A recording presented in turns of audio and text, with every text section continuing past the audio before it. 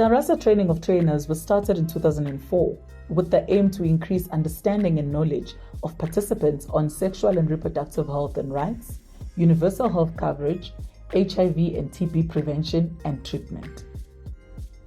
After almost 20 years of implementation of the program, as of November 2023, more than 600 diverse professionals, service providers, academia, media, judiciary, law enforcers, policymakers, including civil society representatives and activists, as well as representatives of key and marginalized communities such as the LGBTIQ+, people with disabilities, people who use drugs, sex workers, people living with HIV, and young women, amongst others, graduated from the training.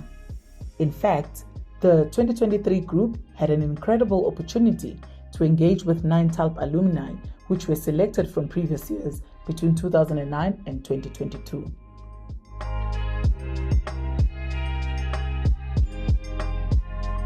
The training and capacity strengthening has evolved and transformed from Training of Trainers to Annual Training and Leadership Program, otherwise known as TaLP. And the context of the course has been influenced by the current and contextual issues in the East and Southern Africa regions, as well as the change in strategic direction for ARASA. Over the years, the program evolved to include components of bodily autonomy and integrity as one of the biggest programs within the organization. The annual training offered in 4 quarterly modules birthed a cadre of informed duty bearers and citizenry, parliamentarians, UN expatriates, board members, sustainable, resilient, and well-resourced organizations, increased funding for civil society organizations, increased national budget allocations, improved access and availability of services, law reforms, increased domestic and general financing, amongst others. We are gathered here to bring together brains, to conceptualize of the new approach of doing things.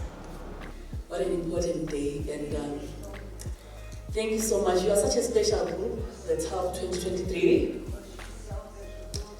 because you are marking the end of the TaLP Season 1 of 14 years. As ARASA, as a transformative organization, like I said, we want to look back at the TaLP program and utilize the glass skill that is out there from the TaLP alumni, 2023 included. When you step in and naturally let yourself go into these positions, you will learn naturally and it will come along with the job, and with every step that you take, you just have to seize opportunities that are given to you, and even for the trainings, you have to seize opportunities to participate in them. I think essentially that's what ARASA did to me. It gave me a family, gave me a pool of a network of people from all different backgrounds who were able to pour into me so that I'm able to serve my community better. So when I came to ARASA in 2022, it was quite a mouthful. We learned a lot, especially from my perspective. You know, when you are learning something, you frame it to suit your own setting.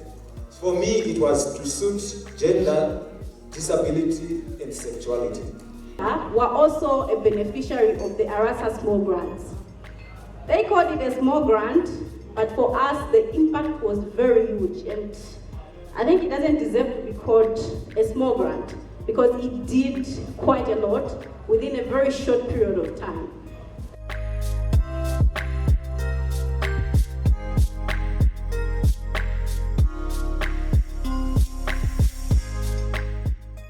TaLP Season 1 has ended. 2024 marks the new approach in working with various entities in various countries. Our director will share a glimpse of where we go from here.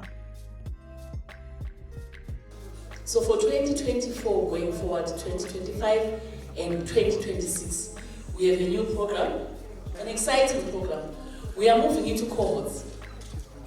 ARASA has been working so much with a lot of partners, a lot of institutions entities, human rights defenders, governments and states and everything else, hardly did we realize that there's a bigger group of ARASA out there than the staff.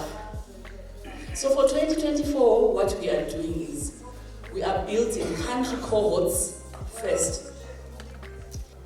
And we will also compete against countries.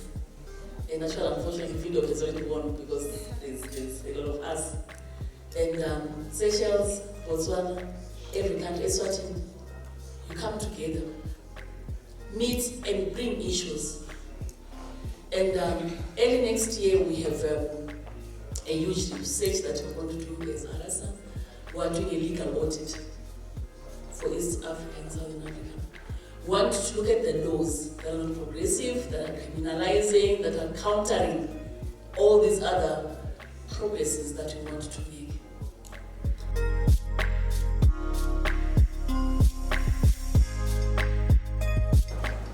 Today is very, very special for ARASA because this is a very great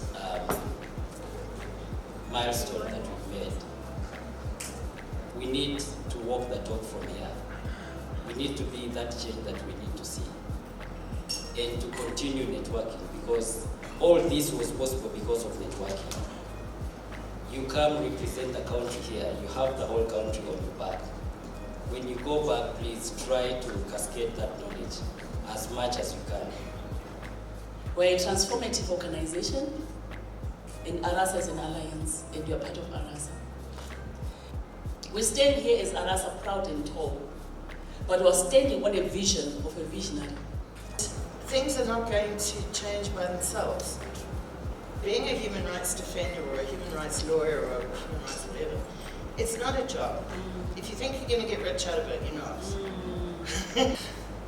It's a life, it's a way of life, right? And so it's not for everybody, and you won't be popular. But I really implore you to take what you've learned and please share it. You are all incredibly important in this movement. Don't ever forget them. Please don't ever forget them. So, and I'm so proud of what ARASA has become. I'm so proud of all of you and your commitments. And all I can say is go well and be safe. And please make the change happen. Thanks.